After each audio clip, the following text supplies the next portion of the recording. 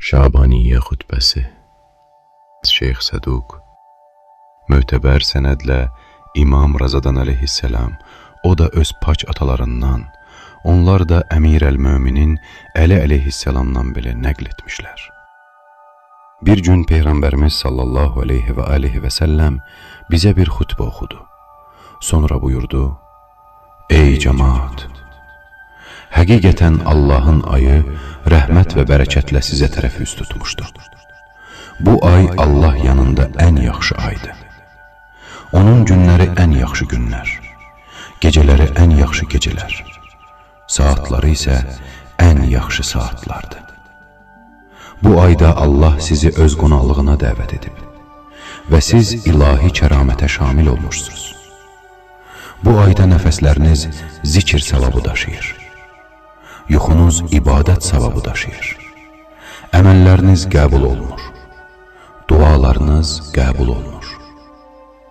Elə isə pak qəlblərlə, xalis niyyətlərlə Allahdan istəyin ki, sizi bu ayda oruç tutmağa və Quran oxumağa müvəffəq etsin.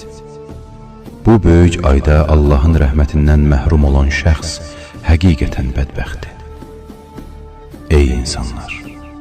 Bu ayda ac və susuz qalmaqla qiyamət gününün aclığını və susuzluğunu xatırlayın. Yoxsullara əl tutun, kimsəsizlərə yardım edin, qocalarınıza hörmət edin, uşaqlarınıza rəhm edin, qohum əqrəbanızla əlaqəni möhkəmləndirin, dilinizə sahib olun, gözlərinizi haramdan qoruyun, qulaqlarınızı günahdan saxlayın. Namaz vaxtlarında əllərinizi duaya qaldırın. Çünki o anlar rəhmət anlarıdır. Allah o vaxt bəndələrinə rəhmət gözü ilə baxar. Onu çağıranlara ləbbeyk deyər. Ey insanlar! Canınız əməllərinizə bağlıdır. Özünüzü bağışlanmaqla azad edin. Günahlar çiynimizi ağırlaşdırıb, uzun səcdələrlə onu yüngülləşdirin. Biliniz ki, Allah bu ayda namaz qılanlara və səcdə edənlərə əzab etməyəcəyinə and içmişdir. Ey cəmaat!